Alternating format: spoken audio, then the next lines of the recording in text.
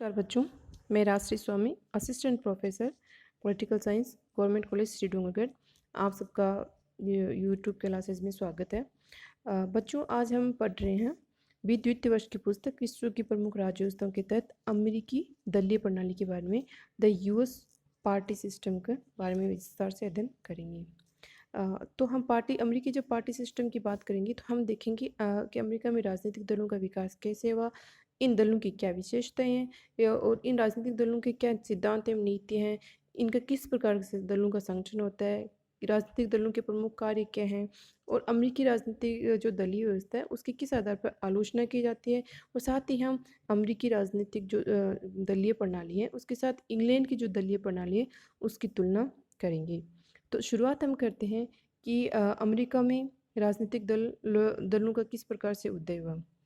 तो हम देखें कि अमेरिका के जब संविधान का निर्माण हुआ था तो संविधान निर्माता चाहते थे कि अमेरिका में दल विहीन लोकतंत्र की स्थापना हो, अर्थात तो किसी भी राजनीतिक दल का अस्तित्व अमेरिका में नहीं चाहते थे।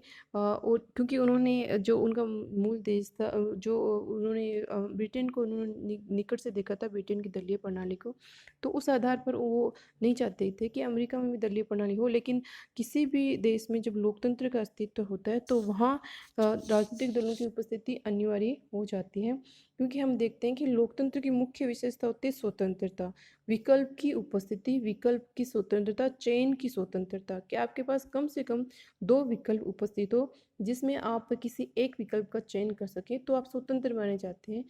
लेकिन यदि आपके पास विकल्प ही नहीं है चुनने के लिए तो वहाँ उस स्थिति में स्वतंत्रता का अस्तित्व नहीं रहता है। तो किसी भी देश के जो लोकतंत्र होता है वहाँ पर कम से कम दो राजनीतिक दलों का अस्तित्व अनिवार्य होता है ताकि लोग किसी दो में से एक का चयन कर सकें। इस आधार पर हम कहें तो जैसे चाइना है, तो चाइना में सिर्फ एक राजनीतिक पार्टी है।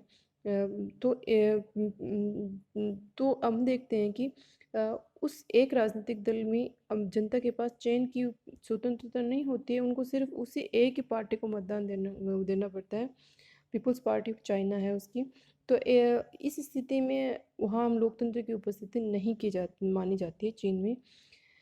इसीलिए अमेरिका में धीरे धीरे राजनीतिक दलों का अस्तित्व उभर कर सामने आया, क्योंकि हम देखते हैं कि अमेरिका का जो राजनीतिक व्यवस्था है विश्व की लोकतांत्रिक व्यवस्था में अपना सर्वोच्च स्थान रखते हैं। तो इसलिए लास्की ने कहा है कि किसी भी देश में एक से अधिक राजनीतिक दलों का अस्तित्व ही सच्चे लोकतंत्र की पहचान है। तो अब हम अमेरिका में राजनीतिक दलों के विकास की बात करें तो हम देखें कि अमेरिका में राजनीतिक दलों का उदय उसके जो संविधान निर्माण हुआ था उसी समय देखने को हमें मिल जाता है। जो उस समय जो राजनीति जो संगठन थे जिन्होंने संविधान का निर्माण किया था वो दो भागों में बंट गया था। एक भाग जो कि एक शक्तिशाली केंद्र के पक्ष में था वो हैमिल्टन के और उनके समर्थकों के नेतृत्व में फेडरलिस्ट कहलाया। और दूसरा भाग जो केंद्र के विरुद्ध था और राज्यों को अधिक स्वतंत्रता देने के पक्ष में था, तो वो दूसरा भाग जो था वो जेफरसन के नेतृत्व में था। जेफरसन और उनके साथी उसके साथ थे वो रिपब्लिकन्स कहलाए थे। और आगे चलकर जेफरसन जब राष्ट्रपति बने तो उन्होंने डेमोक्रेटिक रिपब्लिकन पार्टी की स्थापना की थी। 1856 में जब अमेरिका में गृह युद्ध की स्थिति हुई थी तो उस समय उनका मुख्य कारण जो गृह युद्ध का था वो था दास प्रथा। तो दास प्रथा के जो समर्थक थे तो वो कहलाए थे डेमोक्रेटिक, और जो अनुदारवादी कहलाए डेमोक्रेटिक उस वक्त। और उसके बाद तो जो दास प्रथा के विरोधी थे वो रिपब्लिकन्स कहलाए थे। तो आगे चल के धीरे धीरे हाँ ये प्रक्रिया आगे अमेरिकी राजनीतिक दलों के विकास में एक प्रमुख कारण बनी। लेकिन जब 1912 में के पश्चात इसमें कुछ परिवर्तन हुआ। जब 1933 में राष्ट्रपति फ्रैंकलिन रूजवेल्ट ने जो न्यू डील की नीति अपनाई थी, उस समय रिपब्लिक दल के जो उदारवादी नेता थे वो डेमोक्रेटिक पार्टी में चले गए थे। तो डेमोक्रेटिक पार्टी फिर उदार पार्टी कहलाने लगी और रिपब्लिकन पार्टी अनुदार पार्टी के रूप में जाने लगी। तो इस तरह से हम देखते हैं कि अमेरिका में दो राजनीतिक दल हैं, रिपब्लिक और डेमोक्रेटिक राजनीतिक दल। इन दलों के दो नाम हैं। अब इनकी हम विशेषताएं देखें कि अमेरिकी राजनीतिक पार्टियों की प्रमुख क्या विशेषताएं होती है। तो सबसे पहले हमें देखने को मिलती है क्या द्विदलीय प्रणाली है। ठीक है, तो अमेरिका में दो ही दल है और हमेशा दो ही दल विकसित रहे हैं। तीसरे दल की हाँ कोई कोई भी प्रयास तो सफल नहीं हो पाया है। तो दो दल हैं रिपब्लिकन्स और डेमोक्रेटिक्स, और हमेशा जब भी चुनाव होते हैं तो इन्हीं दो दलों के मध्य आपस में संघर्ष होता है। आपस में एक दूसरे के खिलाफ सत्ता प्राप्ति के लिए दोनों कोशिश करते हैं। तीसरे दल की उपस्थितियां नहीं है। आगे हम देखें तो अमेरिकी राष्ट्र जो राजनीतिक दल हैं उनकी दूसरी विशेषता है कि यह निश्चित सिद्धांतों का अभाव है। यानी कि जो राजनीतिक दल हैं उनके कोई निश्चित सिद्धांत या कार्यक्रम नहीं है। उनकी अपनी कोई नीति या कार्यक्रमों की व्याख्या नहीं करते। उनकी क्रियान्विति की उनकी कोई चिंता नहीं होती, बल्कि उनमें सिर्फ मुद्दों के आधार पर अंतर होता है। उनके कार्य और सिद्धांत जो लगभग एक जैसे से ही होते हैं। तो इसके संबंध में एक ब्राइस ने बहुत प्रसिद्ध कथन कहा है कि जो अमेरिकी राजनीतिक पार्टियां हैं, दोनों रिपब्लिक और डेमोक्रेटिक, वो दोनों एक ऐसे दो शराब की बोतलों की तरह है, जिनके लेबल तो अलग अलग हैं लेकिन उनकी जो भरी हुई शराब है वो एक जैसी हैं। इसलिए राजनीतिक पार्टी हैं अमेरिका में, उनमें कोई विशेष अंतर नहीं है। कोई सिद्धांत में उनके कोई अंतर नहीं है। वो सिर्फ मुद्दों के आधार पर कोई मत को जो उनके मतभेद होते हैं उसी के आधार पर वो चुनाव लड़ते हैं। आगे जो तीसरी विशेषता है वो जैसे कि हमने कहा कि विचारधारा का अंतर नहीं है। को जो राजनीतिक दल हैं उन दोनों के कोई निश्चित विचार नहीं है, और वो एक दूसरे को ऐसे विचार नहीं है जो एक दूसरे को बिल्कुल अलग करते हैं। ऐसा कुछ भी उनमें कोई वैचारिक अंतर नहीं है अमेरिकी राजनीतिक दलों में। इसलिए वो दोनों जो राजनीतिक दल हैं उनमें ये माना जाता है कि वो उनकी विचारधारा जो है वो आपस में मिली हुई है। सिर्फ वो थोड़े बहुत उनके आपस की जो तत्कालिक मुद्दे होते हैं उन्हीं के आधार पर वो एक दूसरे के खिलाफ संघर्ष या चुनाव लड़ते हैं। चौथी विशेषता है कि सिर्फ गुटीय वर्गीय में मतभेद पाए जाते हैं। ये मतभेद गुटीय संगठन के रूप में यहाँ के राजनीतिक दल विकसित हुए हैं। तो इन जो अमेरिकी दलों की जो सैद्धांतिक मतभेद तो है नहीं, वो केवल वर्गीय मतभेद हैं। और यह राजनीतिक दलों में विचारधारा के स्थान पर जो उनके जो परंपरा और जो भौगोलिक प्रभाव है वो अधिक दिखाई देता है। इसलिए अमेरिकी राजनीतिक दलों को प्राय दल के हितों के गुट कहा जाता है। तो लास्ट ने इसमें कहा है कि वास्तव में जो अमेरिकी राजनीतिक दल है उस सिद्धांतों के आधार पर एक दूसरे से अलग न होकर केवल हितों के गुट हैं। इन दोनों के जिनके जो विशेष हित होते हैं वो उस दल से जुड़ जाते हैं, तो आपस में हित से ही उनको एक दूसरे से अलग करते हैं। बाकी इन दोनों में कोई सैद्धांतिक या वैचारिक अंतर दोनों दलों में नहीं है। पांचवी विशेषता है कि इनका विस्तृत स्वरूप है। यानी कि ये अमेरिका के जो राजनीतिक दल है वो सर्वव्यापक है। वो संघीय स्तर पर, राज्य स्तर पर, स्थानीय स्तर पर सभी इकाइयों में इनका प्रभाव दिखाई देता है।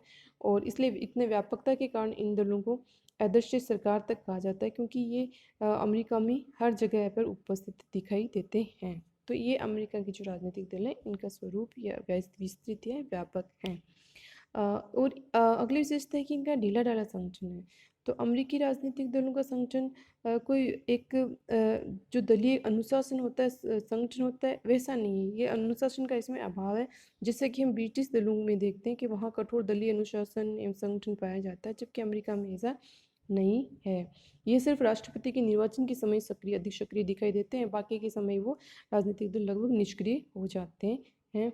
तो लास्की ने कहा है कि केवल निर्वाचन के समय ये राष्ट्रीय दल हैं, अन्यथा ये जो सिर्फ प्रभावशाली स्थानीय संस्थाएं हैं, और ये जो स्थानीय स्तर पर व्यक्ति हैं, विचार हैं, उनके इर्द गिर्द ये घूमते रहते हैं। तो इनका संगठन वो ढीला ढाला है, और वो कुछ विशेष जो 4 साल के बाद जो राष्ट्रपति का चुनाव होता है तभी वो आगे राष्ट्रीय स्तर पर सक्रिय होकर दिखाई देते हैं। अगली विशेषता इनकी कहा है कि लूट व्यवस्था, जिसे स्पॉइल सिस्टम कहते हैं। तो ये अमेरिका की दलीय व्यवस्था की बहुत प्रमुख विशेषता थी, क्योंकि जो अमेरिकी जो भी दल से जुड़ते हैं व्यक्ति अमेरिका में, वो अपने हित के पूर्ति के लिए जुड़ते हैं, व्यक्तिगत स्वार्थों की पूर्ति के लिए जुड़ते हैं। उनका उसके पीछे कोई सार्वजनिक हित या सार्वजनिक हित साधना की भावना उनमें नहीं होते हैं। वो अपने निजी स्वार्थ, क्योंकि अमेरिका में पूंजीवादी शासन व्यवस्था है, तो हर जो व्यक्ति है वो किसी न किसी राजनीतिक पार्टी से जुड़कर अपने जो व्यक्तिगत हित हैं, जो पूंजी से संबंधित हित है, वो पूरे करना चाहता है। तो और फिर जब जब जिस दल की सरकार बनती है तो वो दल अपने जुड़े लोग हैं, अपने से जुड़े लोग हैं, उनको प्रमुख सरकारी पदों का आवंटन कर देता है। इस यानी कि एक तरह से उन पदों की लूट हो जाती है, और जो पहले उस दल के जो वहाँ पर कार्यरत थे व्यक्ति उनको हटा दिया जाता है, और जो नया दल आता है उनके व्यक्ति लूट के माध्यम से नए नए पदों को प्राप्त कर लेते हैं। इसलिए अमेरिकी जो राजनीतिक दलीय व्यवस्था उसको लूट व्यवस्था या स्पॉइल सिस्टम भी कहा जाता है। यहाँ दबाव समूह का बहुत प्रभाव है। चूँकि अमेरिका में जो दलीय समूह है, दबाव गुट हैं, जो सरकार पर बहुत प्रभावशाली नियंत्रण रखते हैं, तो ये जो दबाव गुट है वो राजनीतिक दलों में भी नियंत्रण सक्रिय रहते हैं, क्योंकि राजनीतिक दलों को नियंत्रण चंदे देने के माध्यम से और उनके दूसरे जो व्यक्तिगत स्वार्थ हैं उनको उपहारों के माध्यम से, ये जो गुट हैं ये अपने आप किसी राजनीतिक दल विशेष से अपने आप को जोड़ कर रखते हैं, और फिर जब वो सत्ता में आता है दल, तो ये अपने स्वार्थ के अनुसार उनसे अपनी नीतियों का निर्माण कराने की कोशिश करते हैं। तो इसलिए अमेरिकी राजनीतिक दलों में जो दबाव समूह है, जो गुट है, उनका बहुत अधिक प्रभाव हमें दिखाई देता है। आगे हम उनके कार्य देखें कि अमेरिकी जो दल हैं, जैसा कि मैंने पहले कहा कि अमेरिकी दल हैं वो तीन स्तर पर कार्य करते हैं। राष्ट्रीय स्तर पर, जो राज्य के स्तर पर और स्थानीय स्तर पर इनके कार्य होते हैं। तो इनके कार्य क्या क्या हैं, इनकी बात करें तो राजनीतिक दलों की बहुत महत्वपूर्ण भूमिका है अमेरिकी शासन व्यवस्था में। मुनरो ने कहा है कि संविधान निर्माताओं ने जिस शिला को अस्वीकृत किया था, यानी कि वो राजनीतिक दलों को जो नहीं मानना चाहते थे अमेरिका में और उन्होंने इसे अस्वीकृत किया था, वही आज अमेरिकी प्रजातंत्र की आधारशिला बन गया है। इसलिए अमेरिका में राजनीतिक दल अपनी बहुत महत्वपूर्ण भूमिका निभाते हैं। यदि हम बिंदु के माध्यम से इसे समझने की कोशिश करें, तो सबसे पहला और महत्वपूर्ण है कि संविधान के क्रियान्वयन में दलों का बहुत बड़ा योगदान रहा है। चूँकि जब राजनीतिक दल अमेरिका में अस्तित्व में आए थे, तो उस समय जब अमेरिका में स्वतंत्र हुआ था, अमेरिका में संविधान का निर्माण हुआ था, तो उन दलों की उपेक्षा अमेरिका में की गई थी। परंतु आज हम देखते हैं कि ये सिद्ध हो चुका है कि अमेरिका में दलीय व्यवस्था बहुत महत्वपूर्ण है और इसके बिना अमेरिका का जो लोकतंत्र है वो नहीं चल सकता। और जो दोनों राजनीतिक दल हैं अमेरिका में, वो अमेरिकी संविधान को, जो संविधान है उसको व्यवहारिक बनाया है और आगे और उस संविधान को आगे बढ़ाया है, उसे गति प्रदान की है। आज हम देखते हैं कि अमेरिकी राजनीतिक दल हैं, वो दलों के सदस्य हैं, वो शासन के विभिन्न पदों तथा विभिन्न पदों पर तथा विभिन्न पदों के लिए इन व्यक्तियों का चयन करते हैं, उनके प्रचार करते हैं प्रचार करते हैं। इस तरह से निर्वाचन के बाद वो अमेरिका का जो संविधान है उसके अनुरूप जो राजनीतिक ढांचा विकसित हुआ है उसको चलाने में अपनी बहुत महत्वपूर्ण भूमिका निभाते हैं। इसलिए हम देखते हैं कि अमेरिका के जो राजनीतिक दल हैं वो वहाँ के संविधान को क्रियान्वयन करने में अपना महत्वपूर्ण योगदान दिया है, चाहे वो डेमोक्रेटिक पार्टी हो चाहे रिपब्लिक पार्टी हो। दोनों ने अमेरिकी संविधान के अनुरूप ही हमेशा संविधान के अंतर्गत रहकर उसमें अपने दृढ़ आस्था विश्वास रखते हुए कार्य किया है। तो अमेरिकी संविधान के क्रियान्वयन में इन दलों का बहुत महत्वपूर्ण योगदान है। आगे हम देखें तो कांग्रेस एवं कार्यपालिका के मध्य सामंजस्य है। जैसा कि हमने पढ़ा है कि अमेरिका में शक्ति पृथक्करण सिद्धांत अपनाया गया है। उस शक्ति पृथक्करण के सिद्धांत के तहत जो व्यवस्थापिका है और कार्यपालिका, वो जो न्यायपालिका है, वो एक दूसरे से बिल्कुल स्वतंत्र पृथक रखी गई है। तो हम देखते हैं कि शासन के जो दो अंग हैं, व्यवस्थापिका और कार्यपालिका, जो शासन के संचालन का एक आधार है, तो उन दोनों में यदि बिल्कुल शक्ति पृथक्करण कर दिया जाए तो ये शासन में गतिरोध की स्थिति पैदा हो जाएगी, सामंजस्य नहीं रह पाएगा। तो जो वहाँ के जो राजनीतिक दल हैं वो ये कार्य करते हैं, कार्यपालिका और जो व्यवस्थापिका है उन दोनों के मध्य सामंजस्य स्थापित करते हैं। कैसे? क्योंकि जब राष्ट्रपति का निर्वाचन होता है वो दलीय आधार पर होता है, या तो वो डेमोक्रेटिक पार्टी का राष्ट्रपति बनता है या रिपब्लिक पार्टी का राष्ट्रपति बनता है। और कांग्रेस के जो सदस्य होते हैं उनके जो सदन है दोनों, हाउस ऑफ रिपब्लिकन्स और नहीं, हाउस ऑफ रिप्रेजेंटेटिव्स और सीनेट, हाउस ऑफ रिप्रेजेंटेटिव्स और सीनेट, दोनों के जो सदस्य हैं उनका चुनाव भी दलीय आधार पर होता है और राष्ट्रपति का चुनाव भी दलीय आधार पर होता है। तो इस तरह से जो राष्ट्रपति का दल है वो और जो कार्यपालिका मानी जाती है राष्ट्रपति प्रमुख कार्यपालिका अमेरिका में, और जो कांग्रेस अर्थात व्यवस्थापिका है, तो जो दल हैं वो दोनों कांग्रेस और व्यवस्थापिका, कार्यपालिका और व्यवस्थापिका को जोड़ने का कार्य अमेरिका में करते हैं। आगे हम देखें तो ये राष्ट्रीय एकता को स्थापित करने में बहुत महत्वपूर्ण अमेरिका में इन्होंने भूमिका निभाई है। क्योंकि अमेरिका एक बहुत बड़ा देश है, भौगोलिक दृष्टि से विशाल देश है। यह भाषा, जाति, धर्म जैसे अनेक विविधता वाले लोग निवास करते हैं। तो इस तरह से विविधता वाले देश में जो एकता के सूत्र में बांधने का कार्य करते हैं वो वहाँ के राजनीतिक दल हैं। इसलिए ओक तथा रे ने कहा है कि विभिन्न जातियों, धर्मों, संस्कृतियों एवं व्यवस्थाओं के लोगों को एकता के सूत्र में बांधने कर रखने में राजनीतिक दल एक तरह से सीमेंट का कार्य करते हैं। क्योंकि ये पूरे देश को जो अलग अलग अपनी विशेषताओं के साथ, अलग अलग स्वरूप के साथ, अलग अलग भाषा, धर्म, जाति और विश्व, और हम ये भी देखते हैं कि अमेरिका में लगभग विश्व के प्रत्येक कोने कोने से लोग आकर बस रहे हैं। तो वहाँ पर जो है नस्ल की विविधता बहुत अधिक है, वहाँ पर जो सांस्कृतिक विविधता है वो बहुत अधिक है। तो राजनीतिक दल इस विविधता को एकता के सूत्र में बांधने की कोशिश करते हैं, और इसमें वो अमेरिका में सफल भी रहे हैं। वो एक सीमेंट की तरह वो एक अमेरिका की एक इमारत है उसको तैयार करते हैं, और अमेरिका की अखंडता एकता को बनाए रखते हैं। आगे इनका जो कार्य माना जाता है वो निर्वाचन संबंधी कार्य है, अर्थात जो राजनीतिक दल है वो राष्ट्रपति, उपराष्ट्रपति, प्रतिनिधि सभा तथा सीनेट के निर्वाचन में भाग लेते हैं, और राजनीतिक दलों के अभाव में इन संस्थाओं के चुनाव की कल्पना भी हम नहीं कर सकते हैं।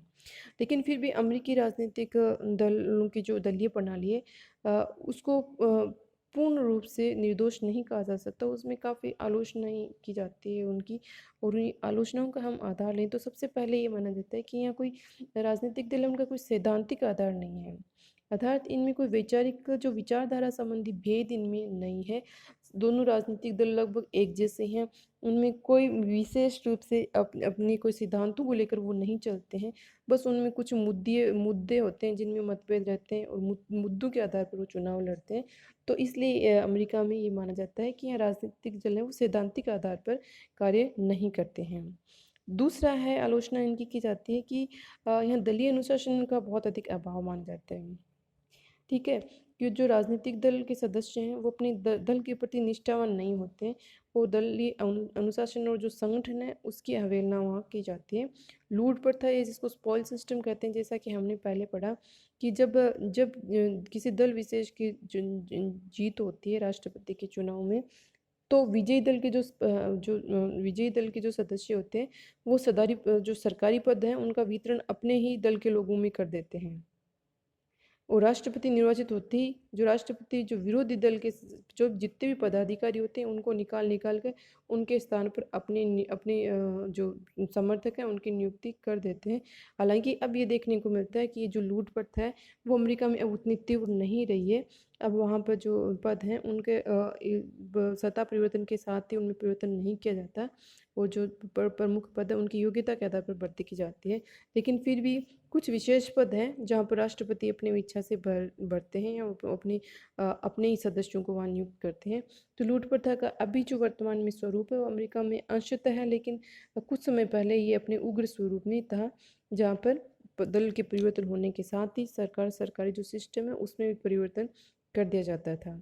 आगे हम देखते हैं कि अमेरिकी दलीय व्यवस्था में धन का अपव्यय होता है, क्योंकि जब भी चुनाव होते हैं तो वहाँ पर बहुत अधिक धनराशि उपयोग की जाती है, और इससे राजनीतिक भ्रष्टाचार को बढ़ावा मिलता है।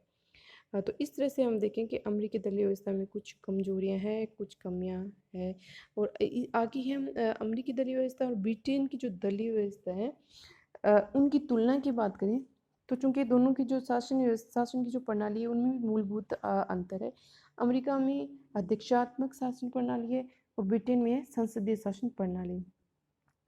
हाँ, इसलिए दोनों में जो शासन प्रणाली के स्वरूप में अंतर होने के कारण जो दल प्रणाली है उनमें अंतर पाया जाता है। हालांकि दोनों में द्विदलीय प्रथा है। अमेरिका में भी दो ही दल प्रमुख है, उसी तरह से ब्रिटेन में भी दो दल राजनीतिक दल हैं वो प्रमुख है, लेकिन फिर भी जो है उनमें कुछ अंतर हैं। जो हम देखें तो सबसे पहले अंतर आता है देखने को वो विचारधारा से संबंधित है।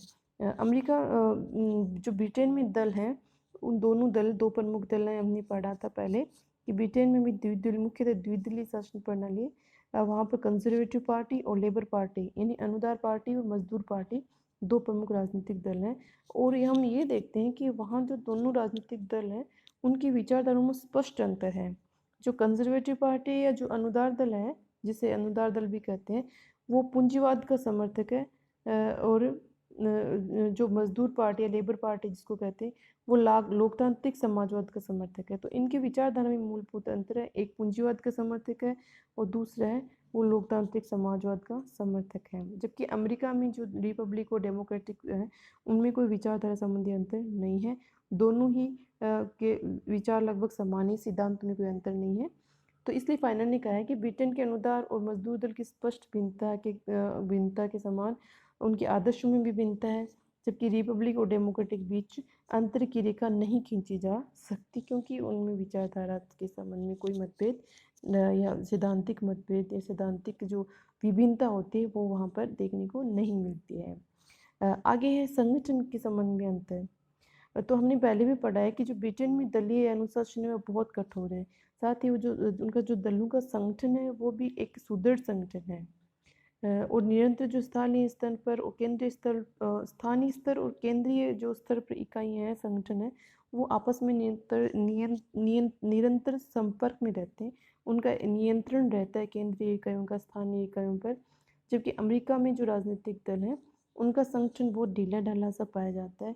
और वास्तव में वहाँ देखें तो जो केंद्रीय स्तर पर कोई भी राजनीतिक दल है दोनों, वो बहुत कम यानी 4 साल में सिर्फ एक बार जब राष्ट्रपति का चुनाव होता है तब सक्रिय होते हैं, बाकी वो लगभग निष्क्रिय ही पड़े रहते हैं। राष्ट्रीय स्तर पर जो राजनीतिक दल हैं वो सक्रिय नहीं रहते हैं, हालांकि स्थानीय और राज्य स्तर पर वो कार्य करते रहते हैं।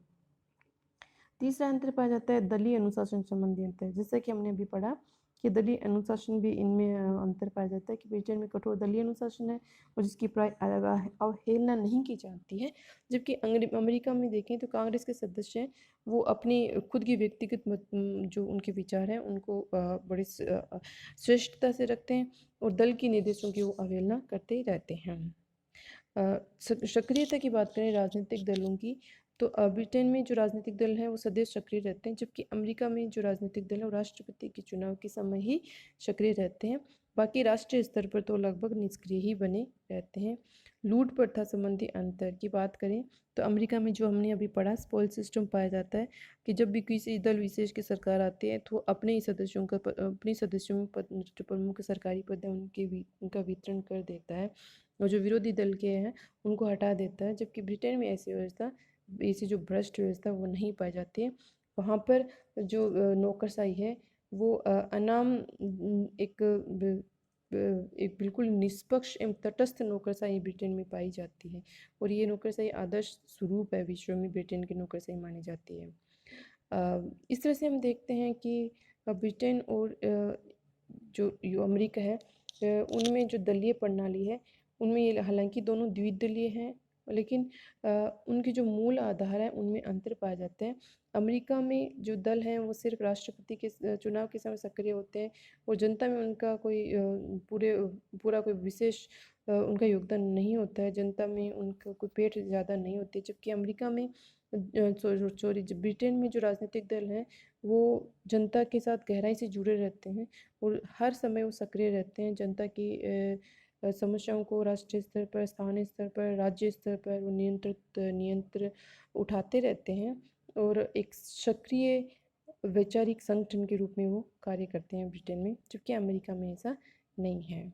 आज हम इतना ही पढ़ेंगे। धन्यवाद।